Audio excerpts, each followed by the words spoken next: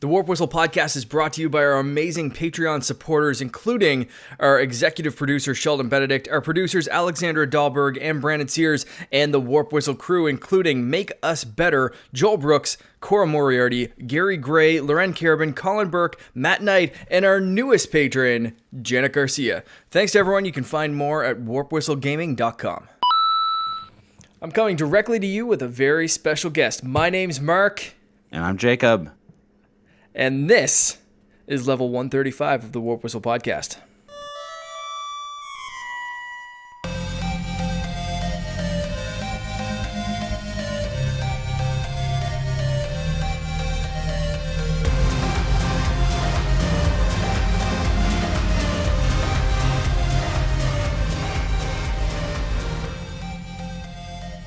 Jacob Rush.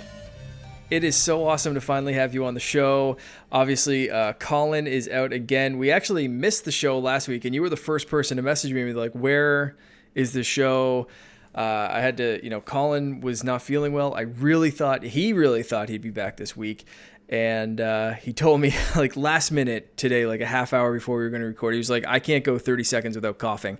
So I sent you a message, and you were awesome enough to jump in and say you would do the show with me tonight. So Jacob, thanks first off for being here, and how are you? I'm doing great. Thank you so much for having me. I was glad this worked out because I had some plans with my brother and his family this afternoon, and I just got home. I rushed home, and don't tell my wife doesn't listen to these shows, so like she's been kind of peeved at me the past week because I've been a guest. The past week and a half, I've been a guest on PSVG, and I was a guest on Quest for Pixels, and of course, I've done my own show. We did 3 episodes. One was unexpected for the mini direct, and then I have editing nights, and wow. I even was asked. Joey Ferris asked me to be a guest on his show on Friday, and I wanted to, but I couldn't. I just could not because I had dedicated the afternoon to my wife, and then I really wanted to be on your show. So I was like, hey, I said, look, I need to meet with a friend when I get home. So it'll be like a half hour. I just need to talk to him. He's from Canada. We're just going to be talking about some stuff. So I didn't tell her we were recording, so I'm going to. Right. So she won't listen, or she'd be really ticked off. I'll keep it on the down low. She would be ticked off if she knew what I'm doing right now. Yeah. So, just for you, man. I'm doing this for you. My life is on the line. Your secret's all right. Your secret is safe with me and anyone else listening. Hopefully, no one tattles on you. Hopefully. So, for anyone that might be new to my show, because I've mentioned your show, I've been a guest on your show, but let's tell people where you're from, where they can listen to you, where they may have heard you, and that's the Nintendo Nostalgia podcast. So, do you want to give people a little rundown of what you guys usually do and how that show is structured? Yeah, absolutely. Nintendo Nostalgia is what it says in the name. We focus on our nostalgia, and we look to the past, and we don't just look at old games. We look at like our personal experiences with games and systems, and we just try to relive those good old days. We literally just recorded an episode with Bobby and Sean on Saturday, and it went an hour and 40 minutes. And that's kind of long in the tooth for our episode. Usually our episodes we try to keep them under an hour and a half. Typically they run between an hour 15 usually. But the reason it went so long is just because, man, we just really had moments where we were just like reminding of ourselves of the good old times, of certain key memories and moments and things that we did, as kids and memories that we remember. And which is great. That's what the show lives off of, and we try to remind people. My goal is when people hear our show is I want them to remember their good old days with those games and those systems with their friends and their family, and I want them to go revisit the past and remember how awesome of a company that Nintendo is, that they gave us those memories, and to come see what they're doing today. Because we do talk about current stuff like Switch. We own everything. Ryan and I and Clay now is our newest full-time co-host with us, and so we talk about the past and relate it to today with Nintendo, and that's what we do. Yeah, I love the show because of that, because you can just come into any episode, and can we get a preview? Can you tell us what the episode with Bobby and Sean was about, or do we have to just wait until the end of the week and listen? I can actually tell you. It's actually something we've been wanting to do. And I don't know if you're listening if we ran Nintendo, but they talked about us at the end of their show, and Bobby's like, we're doing Super Mario World. And it's like, okay, so it's Super Mario World. Now, the thing is, you may, if you haven't listened to the show already, you may have like, well, they already did Super Mario World, which is true. And I honestly didn't really...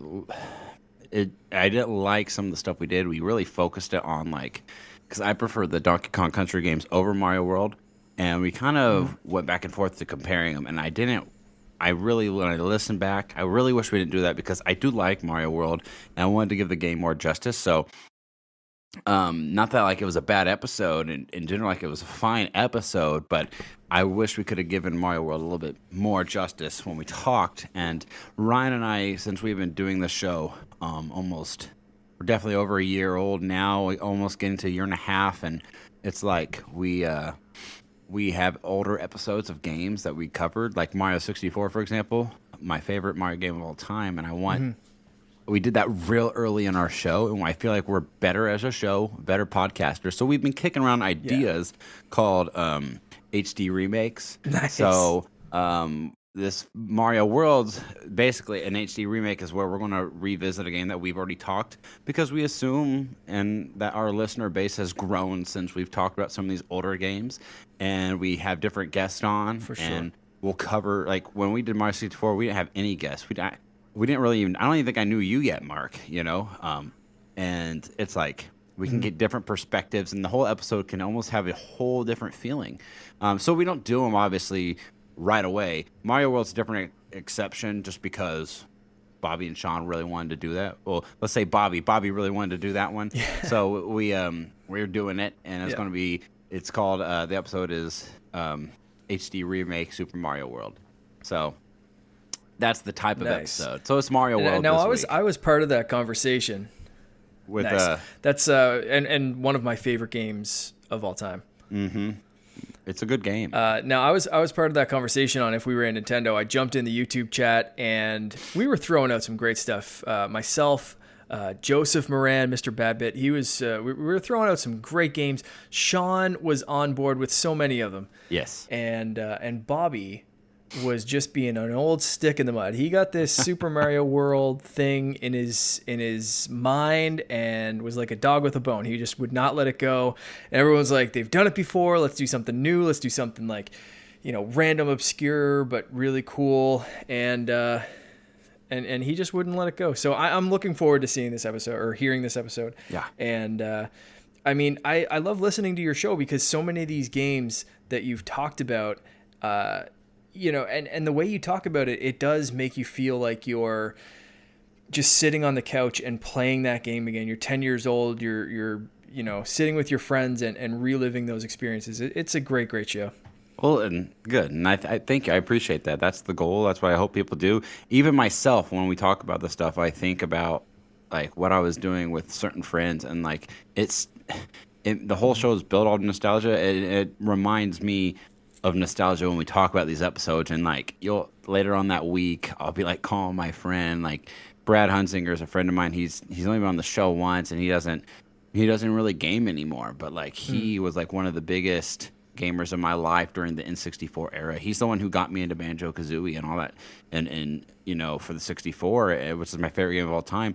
So when we start talking about this stuff, I start thinking about him, and I'll call him and reconnect to an old friend. I'm like, dude, let's get together and just game this weekend if you can, and just feel like I have a file. I have notes on my phone because Brad, he cannot game very much. He's a busy guy.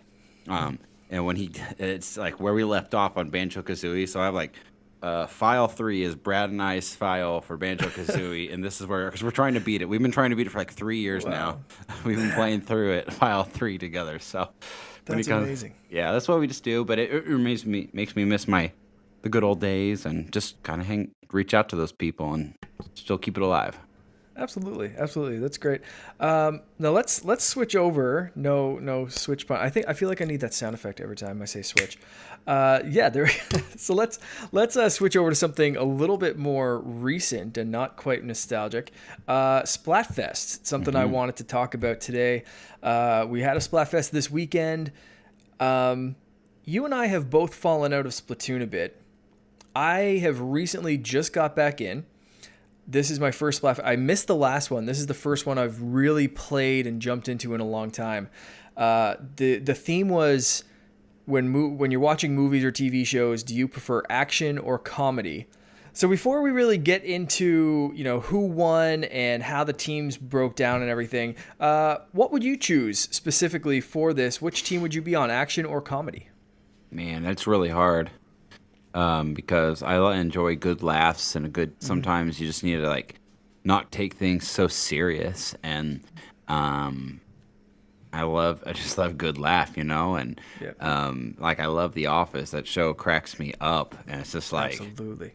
My wife and I are rewatching. I watched it in a long time, and I'm cracking up because it's been long enough to where I've forgotten things, and they start to come back to me as I'm watching. Like, oh yeah, and it is just so funny, And We just did that with The Office, and now we're on Parks and Recreation. Oh, there you go. We're watching that one. Yeah, Parks is good too. Yeah. I like The Office a little more personally, but they're both good. Yep. But action, man, there's nothing. I mean, we live in this world with video games and action and superheroes, so it's hard. Yeah, that's hard. And Marvel, credit to Marvel movies, they've done a good job recently of mixing action and good comedy with it. And that's what I said. I was like, I really like action comedy. Like, I like both of these combined. I want to be on both teams here, but you had to choose one. I personally went comedy. And I'll get into now some of the results from the Splatfest. So we got the results today. Comedy actually had 42% of the votes, which means more people chose action. 58% chose action. However, overall, comedy won. So it was the closest Splatfest that I've seen in a long time. As far as being able to jump in, a lot of times it's really one-sided, or you'll get a team that's, way more than this. This is almost, as far as I'm concerned, almost a 50-50 split. Every single match that I had, the team comedy was facing team action. And a lot of time with Splatfest, I've found in the last few that I played, and this is why I kind of started falling out of them, if it was red versus blue, so many people would pick red that it'd be like red versus red, and the game just wouldn't count, the matches wouldn't count. It kind of just started to bore me, really. So this one was always action versus comedy every single match that I played, and it really seemed like we were evenly matched. I won some matches, I lost some matches, but I won a few more than I lost, and it seems like team comedy performed that way through the whole thing, but it was close. 51% in both solo and team matches, team comedy won. Wow. So, yeah, 51 versus 49% of the matches. It was so close. So, overall, team comedy won 2-1. It's crazy impressive, though. Crazy close. So, I'm happy with those results, obviously, for being on team comedy. But, man, team action, you held your own, if any listeners. And the way I actually picked was I looked at my friends list, and people that I wanted to play with were on team comedy, so I said, you know what, screw it, I'm going team comedy. There you go. But yeah, it was a good one. So I want to ask, what made you fall out of Splatoon, and is there a chance of you revisiting this game now with more updates? There's new weapons. I'm just trying out one of the new weapons that was added. There's new maps and stuff. What was it that took you out of Splatoon? I would just say mainly it's just Splatoon is really a funny thing to me because if you know me, I love, my favorite genre of music is pop punk, and I love, I started a pop punk band back in 2004, and I was in that band for 8 years, and we toured around America for a bit, and we made EPs and music videos, and it was fun. I loved it. That's still my favorite genre. So a lot of the colors I think that fall in line with pop punk, it totally reminds me of Splatoon. The bright colors of the paint and the music that they put in there, it's just kind of upbeat. You can tell there's kind of like a punk influence to it, and I love that. But the game itself, I just cannot. I cannot get a hold of. Like, it doesn't entice me. I'm not itching to come back and play it. I'm not daydreaming about it. Like Mario Odyssey, I'm thinking about playing it. And Ukulele, I'm thinking about playing those games. Or Donkey Kong when I'm not home. When I'm at work. Right. When I'm done, when I put Splatoon down, I put it down. I'm not thinking about like, oh, what a great match. And I think it's because it's a game that I have to spend a ton of time with to get pretty good. To play with others, and when I just for my lifestyle, like I don't have all the time in the world to go play to beat other people who have more time to practice than me. Yeah. So I don't. It's not that I think it's a bad game. It's just I don't have the time to put something into it to get me really good. And I think to get addicted to something, you have to start getting really good at it. And I find like I can get a lot better at things that are one-player experiences more, and get really good at those games and really enjoy that more. So that's really why I don't think Splatoon's bad. It just doesn't fit your lifestyle right now. Correct, not right now. Yep. I totally get that, and I appreciate it. And I think for me, that's Destiny 2. Like Destiny 1 at that time, my wife was working a lot of back shift and overtime kind of thing. I had the 9 to 5, so I'd come home in the evening, I'd be alone, and I'd jump on Destiny 1. Destiny 2, now our schedules are a little bit more synced up. My wife and I have more evenings together and nights. And for me, if I'm gaming, sometimes I'll game on the Switch and just in tablet handheld mode, and we'll be watching something. Or like tonight, we started playing through Lego Harry Potter on PlayStation 4. I just bought the whole collection, so years 1 through 7, and it's great. We love playing the Lego games together. This weekend we've played Shovel Knight, Super Meat Boy, and Tiny Barbarian together, testing out different modes. She really liked a few of those. It was really, really a fun weekend of multiplayer gaming.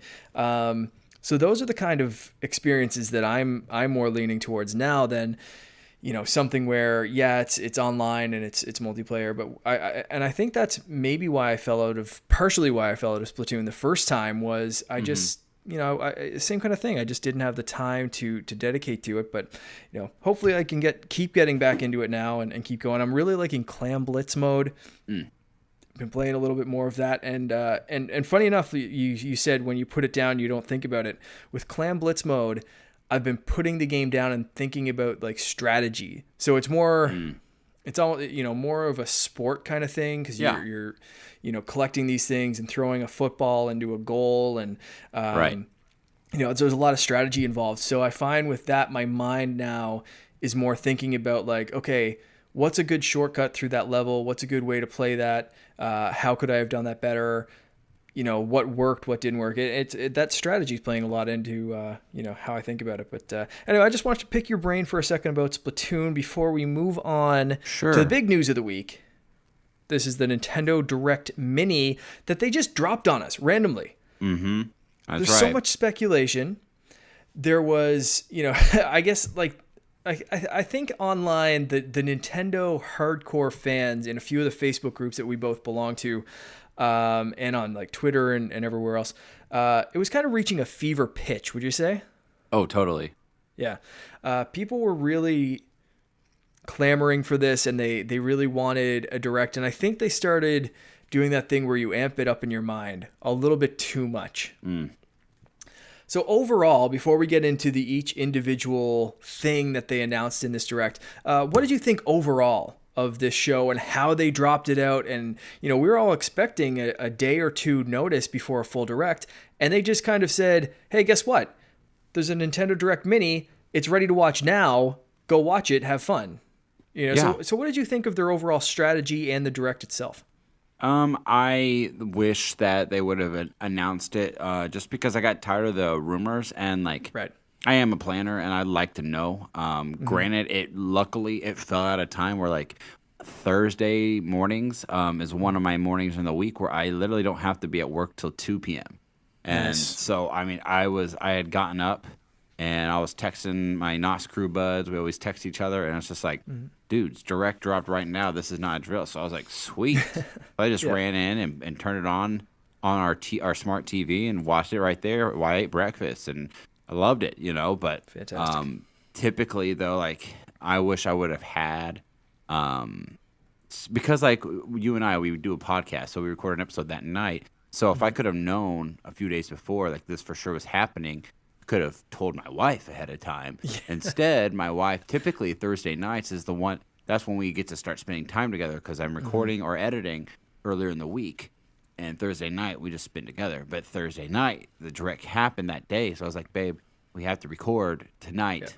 It's made her mad, But so it is what it is. So I wish we could have some preparation. I don't like how people just freak out and expectations are like through the roof. I'm like, it's just so absurd. I don't understand why people do this. They set themselves up for failure and to be mad, and then people get ticked off when Nintendo. They hadn't announced it yet, and like people are saying, "I'm selling my Switch. Screw you, Nintendo." I'm like, Right.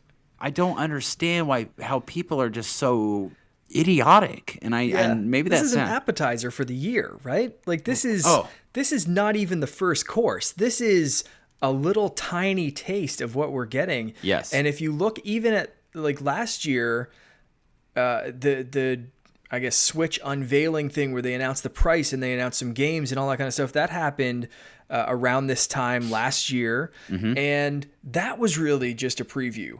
The really good stuff didn't start happening until they had an indie direct, and then they followed that with other directs and more news and more games and a constant stream. This is really just getting people prepped. Yeah. The one thing I'm seeing this even from YouTubers, like big time YouTubers, and even Nintendo voice chat talking on their podcast, like some of them were like, that was all we got. Like their big game was Mario Tennis. Like where's their big heavy hit? I'm like, it makes me so mad because I'm like, are you dumb? Like Pear, thank goodness, said this on his show. He's like, basically he's like, hold your horses. But I think it was Brian. Brian was saying that like Mario Tennis was your big game, and Pear was like, just wait, like it's January. How many months are in a year? There's 12 months. It is January. It was a mini direct, and by gosh, for a mini direct, it was amazing. 12. For what they gave us. Heck yeah! I was thinking about it today driving home. Like it was packed. Out of all the games they showed us, there's about 5 games that I'm pretty sure I'm going to be getting. So that's how I felt too. Like there's something in it for everyone, right? Like you might not like every single game on this list, but there's something to get. Or in your case, 5, and in my case, there's several as well.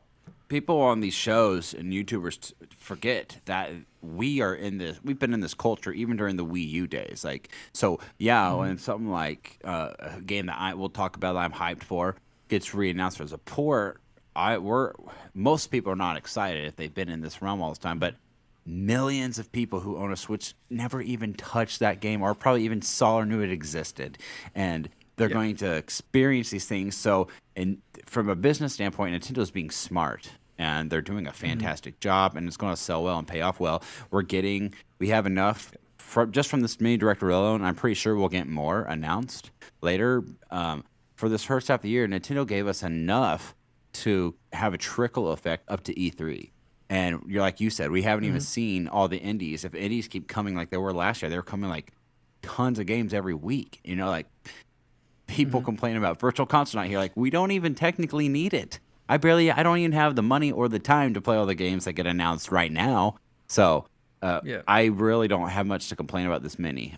Let's dive into it, obviously. So, but it's good stuff. Yeah. So let's start off. The World Ends With You remix on Nintendo Switch. Did you play this game originally on the DS? No, shout out to Ryan. If you listen to our show, Ryan is obsessed with this game. This is probably You'd think it's his favorite game of all game. time, but it's definitely probably in his top 5. He has been trying to get me to play. He actually literally just bought me a used copy of it for Christmas because he wants me to play it so bad. And then they come out of nowhere and announce this. It was a really random way to start it off, and great game. I think a game that a lot of people have overpassed, but I think the people that are overlooked, and I think that the people that have played it really love this game. So it's cool that it's coming on Switch, and this is one of those like remakes or re-releases that it's been a little while. Now we'll see some of the other stuff in this that it hasn't been too long since we saw this game before, but this one is original DS, so it's not even 3DS, it's not Wii or Wii U or anything like that. So I think this was a good way to start it off with, setting expectations like, yeah, this could be a few remixes or remakes, but we're going to get some quality stuff here that some people may have missed. And that for me set the whole tone for this mini direct. Totally. Same. So the next thing we saw was new Pokemon in Pokken Tournament. So we got some DLC. I haven't really jumped into this game. Have you? I had it for Wii U. It didn't really play it that much. I'm honestly really surprised that they're doing DLC, paid DLC, because they had a bunch of DLC for the Wii U version, and the one that came out on the Switch was like the deluxe version. So they gave us a bunch of stuff, and now they're charging for even more additional content, which I'm really surprised about. Honestly, I thought that they were done with this game when they re-released it on the Switch. Maybe it's selling so well.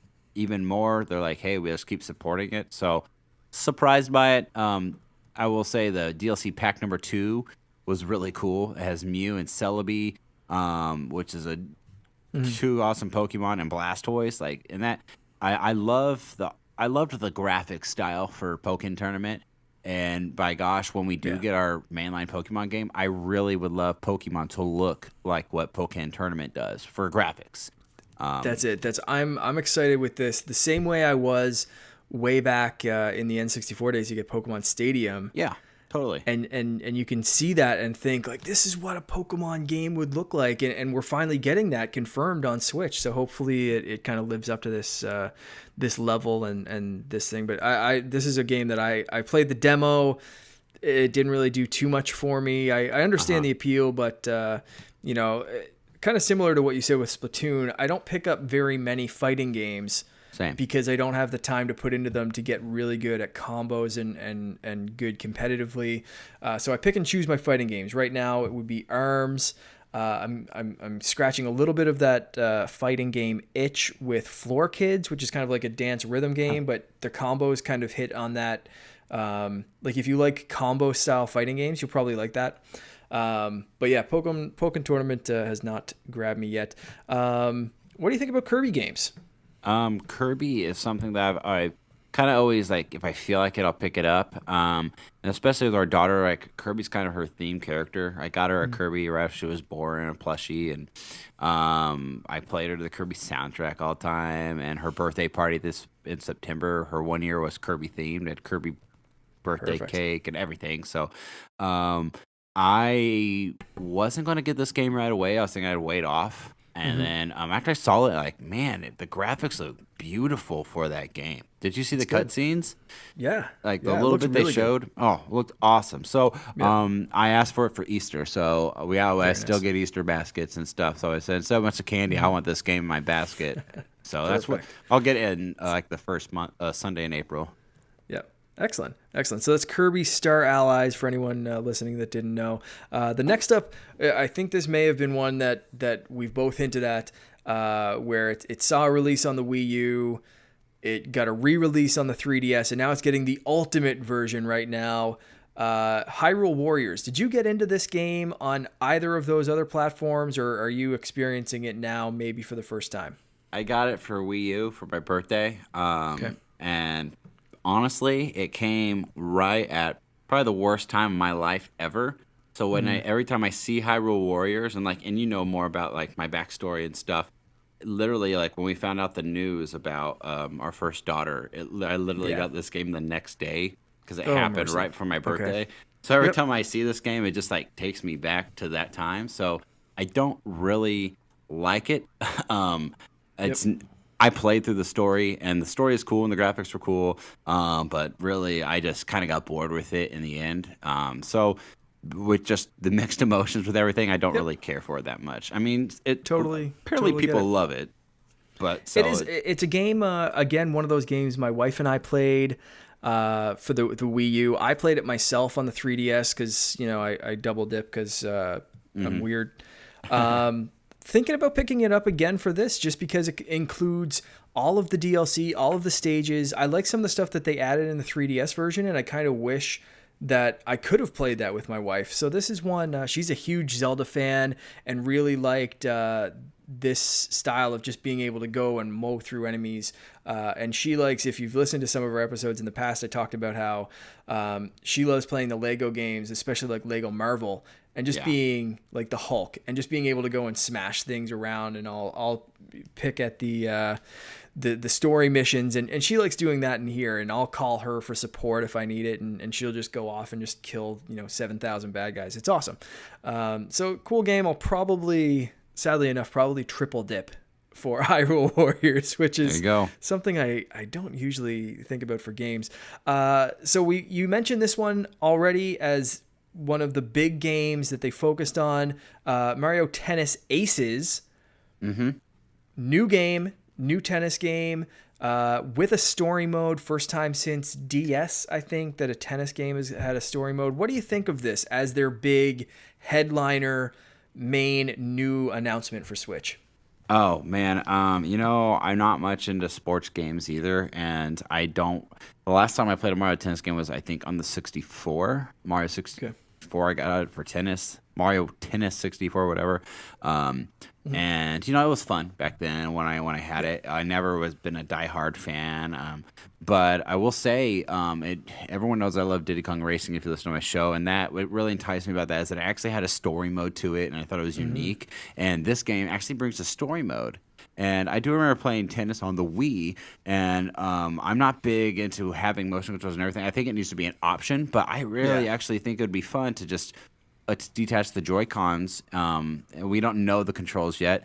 I would like to play it with motion, personally. I think it definitely needs to be an option to do stick and button or motion, but I'm always trying to find games to play with my wife because she's not a gamer. And I think she would really like I showed her the trailer. I said, hey, I think you might like this. And she's like, yeah, I think I could get into that. So I actually think I'm going to get it just awesome. Because I want to play with my wife. I want something to have fun with her with. And that's the fact that there's a story mode entices me. And the game looked really, really pretty. So, and my boy DK's in it. So, of course, that's what I'm going to do. Exactly. Yeah, I had a very similar reaction. I mean, I'm a pretty big fan of most of the Mario sports games. I love the golf games especially, but I've always been, I've always been a fan of the tennis games if they're not my favorite. But again, curious to see how the controls play out in this one. It's my wife and I both played Mario Tennis for the 3DS. Really enjoyed that one. Throw a story mode into there. And she was on the last episode, and we were both talking about bringing back some of those fun motion control kind of games. And I think you're spot on with that. The next game they talked about, Wise, I think, Wise 8, Lacrimosa of Dana, maybe. I don't know. I probably butchered that. Any interest in this for you? I don't care at all. It's action RPG, cool. Right? Yeah, that's it. It's like Xenoblade 2. It really looked like it looked kind of cheap too. I didn't think the graphics looked. Yeah, I'm not a big graphics snob. Don't get me wrong, but it just the animations looked really kind of lame to me. So, but I don't even like that style in general. So if it definitely looks lame, we can skip it. I think we're the two of the wrong people. And again, it's one of those things where I can appreciate Nintendo doing this for fans of that genre. Sure. That's not me, but I appreciate again that there's something for everyone in this mini direct. I think they really did that. So if you're not a fan of the sports games and you're not a fan of Hyrule Warriors, maybe you are a fan of this kind of bigger JRPG, or maybe you're looking for an update for Super Mario Odyssey. What did you think of that as their first update, DLC, whatever you want to call this, Balloon Breakout or whatever it's called? Did they specifically say DLC? Well, it's an update. So I Okay. don't know if you want to call it. It's not paid DLC, but Correct. it's going to be a downloadable update content, whatever you want to call it. But That's what I'm kind of wondering, because I believe we'll get DLC, and I would be really shocked if they gave it to us for free, because they've been charging for a lot of stuff lately, unless they're going to treat it like Splatoon, because Splatoon stuff is free.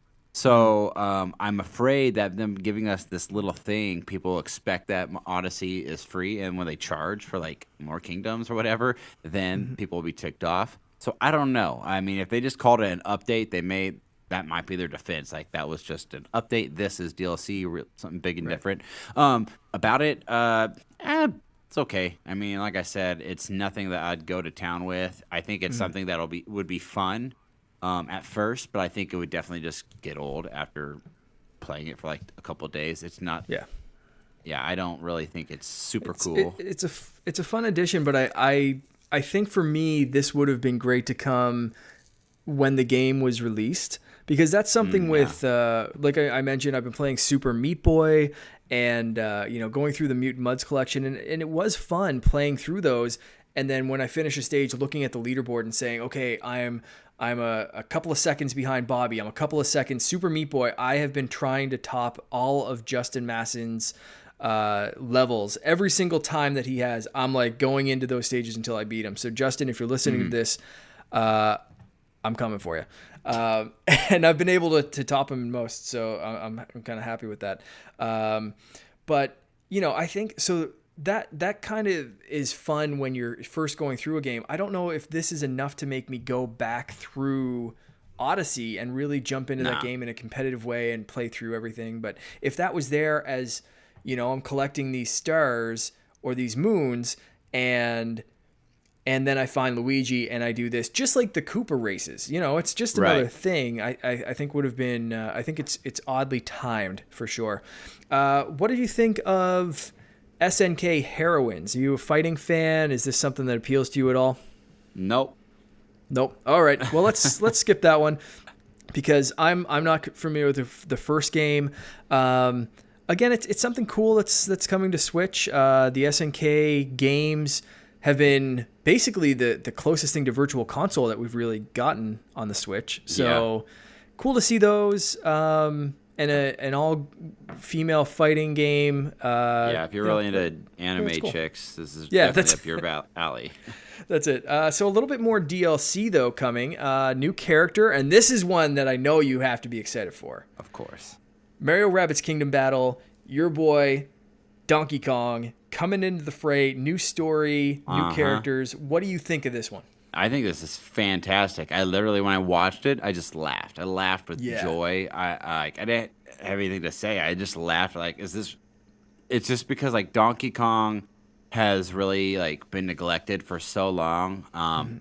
Because like he got Tropical Freeze, but it was on the Wii U, and like it did not sell very well because of the Wii U. And it's just like, I want DK to be back at full glory, and he's still technically never been back his whole franchise, because like we haven't even seen the Kremlings since the mid to late 90s, and it's just like in full force, and I want that back.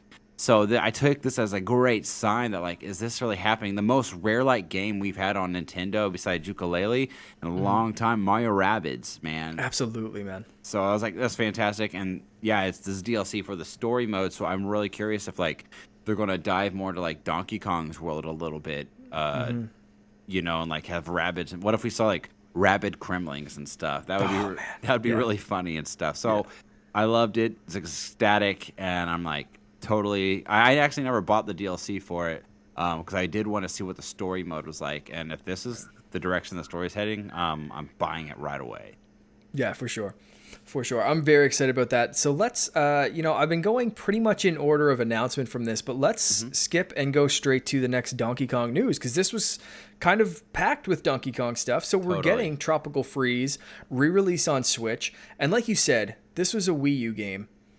The Switch is pretty much paced to outsell the Wii U's total lifetime sales within a year of it being released. So it makes so much sense to re-release some of these awesome games, because Wii U, as much as the hardware kind of flopped and it never sold, it had some stellar games. Totally. They and put Tropical their Freeze is one of them. they put their best effort in their first party games. Yeah. You know, and like this is a game that apparently a lot of people couldn't handle because it was like they've added funky mode to it, which is that's like basically easy mode to hold your hand if you can't handle it. And I've heard on so many shows that like, and even like NBC again, like I couldn't beat it, and it's like I'm so glad this is there. It kind of makes me feel like a pretty good gamer because I'm like, I mean, yeah, it was tough, but like I beat this game. Like, it never made me quit and never go back. So, I guess if I'm one of the few, that makes me happy that I beat it. And I apologize, my daughter's crying in the background if it picks it up. But no, I'm really glad it's there. I'm glad it's getting a second chance. It was really the one Wii U game, if any, is I wanted this game to get a second chance. And anything else is just extra to me. But my hopes with all this DK news is that I'm hoping, because it comes out right at May, right before E3, I'm kind of itching, and if you were asking me my E3 predictions later on, I'm thinking we might get a DK announcement for a new game. Yeah, you know what? I was going to ask, that was going to be a question that I was going to ask before we moved on. Do you think that Kingdom Battle and Tropical Freeze are a primer for a big Donkey Kong announcement this year? So you just answered that, and I think I agree with you that I think this is not the last time we've seen the big ape this year. The thing about Donkey Kong is the Switch is bringing back people who have not played Nintendo since the Super Nintendo. Look at our community groups. Like last week I saw we had a guy post and he was saying that like he hasn't played a game since Super Nintendo from Nintendo. That's like crazy. He fell out of gaming and the Switch is the first system to bring it back. So he missed 64, GameCube, Wii, and Wii U era, and he's coming back for the Switch. But like there are so many people seeing this tablet and it's on the go and it's more convenient for the adult life now that like they grew up in their prime was Donkey Kong. Like DK at one point, guys, he was treated just like Zelda. Like we had for like 4 to 5 years frame where we had a Donkey Kong game getting released. We went country, land, country, land, country, land. Like they did that. I mean, and so I hope Donkey Kong can come back in full swing, and I think they're priming him up for it. And I bet you people will be ticked if Retro's just been working on Donkey Kong, but I will love it. Yeah.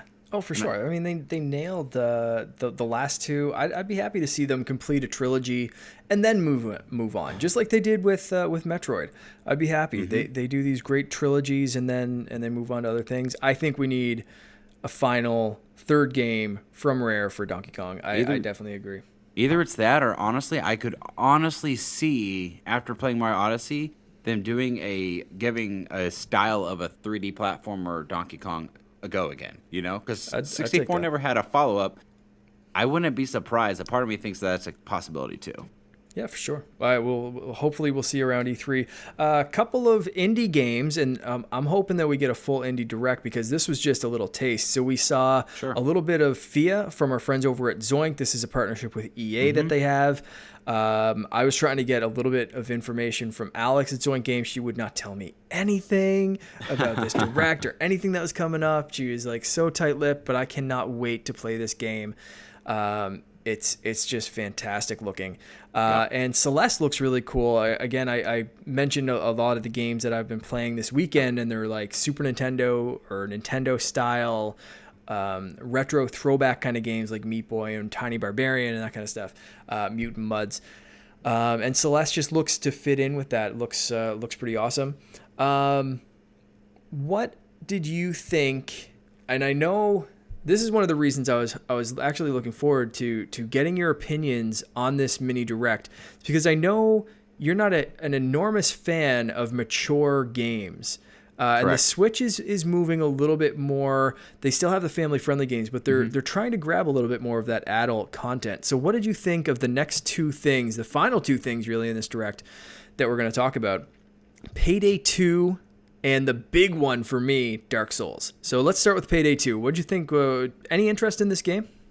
I was listening here. I was hearing a little bit about it today, what like's actually in it, and I thought the story, like the kind of concept about you and your friends and you like take over a bank, I guess, and rob it. Like that would be cool, you know. Like I like the concept of it.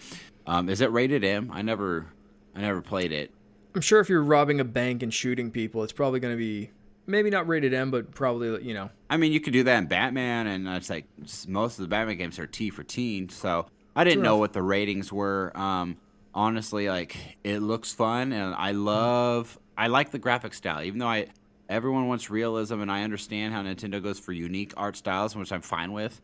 But the one thing I wish Nintendo always would have is like, man, I wish it would be real, and like the graphics look so good. Like they look at when you look at it, it looks like something like that is on PS4 and Xbox One, and people always say like, oh, that game would never run on Switch. Yeah. Well, like I look at that right there, and I get that. It looks just like it, and it's running. Yeah. So I'm really happy it's there. I mean, if it's full of cursing and like extreme cursing, and I can handle some mild cursing, but if it's full of some extreme cursing and like just flat out gore or sexual suggestive themes, I'm not going to buy it. I'm glad it's there because I want Nintendo to have the variety. But you know, so I don't know. We'll see. If it's not really that bad, I might be interested in picking it up if I can get some friends of mine to pick it up too. So, well, that's the thing. I think this is going to be a great game for the community. I think this is going to be really cool, and I think what you're saying about, you know, the language and stuff, like I think, you know, if you're robbing a bank and shooting people and all that kind of stuff, like that's inherent violent, but nothing more than you'd see in GoldenEye or something like that, which you guys just recently covered. I think, you know, the language will be with who you play with and if you're talking to them online. So if we get some great community teams, I mean, it's as tame or as crass as you want. It really is. You know, pick and choose your friends and play that way. So I'm really looking forward to this game and jumping in with some of the Warp Whistle crew and the Make Us Better guys and you guys over at Nintendo Nostalgia, the Nintendo dads, everyone in this community of super indie podcasts and robbing some banks and doing some heists. We're also get an exclusive mask or timed exclusive for Nintendo Switch. Looks like a really cool mask for this game. I'm looking forward to it. It's up for pre-order right now on the Nintendo Switch eShop, and I'm really interested. I'm also interested in Dark Souls Remastered. Yeah. Heading to Nintendo Switch. Colin has been hounding me to play this series. If you've listened to really any of our shows, he pretty much mentions it every single week and bugs me to play it. And I'm picking it up as soon as it comes on Nintendo Switch, and I'm going to do a video series around it. He's going to try to walk me through and laugh at me every time I die. It's rated M, right? What was that? It's rated M, right? Probably, yeah. It's I don't know M or T, but it's definitely. I've watched some gameplay and I've watched him play it, and it's definitely a disturbing kind of looking game. It's there's a lot of gore, a lot of crazy demon like craziness, and it's just crazy hard. It's right here. So, any interest in you or for this game? Well, it's funny. I've been wanting to hear your brother's reactions really bad, so I'm like sad that he's not on, you know, to talk about it. So you need to ask him when he can't come on again. But, man, you know, if it's just full of months of gore, no, I don't. Right. I have a rule for myself that if I am playing something or listening to something or watching something, and I have to turn it off quick when somebody comes, if my wife comes in the room or if my child comes in the room, then I shouldn't be playing it or consuming that myself.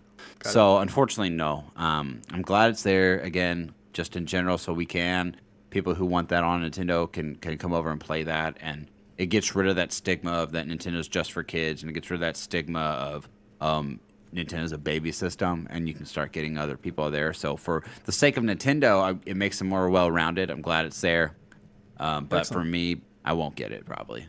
Right, and yeah, I mean, I won't take too much time in this episode because I know for a fact that Colin will be going crazy about this for the next couple of months until it comes out.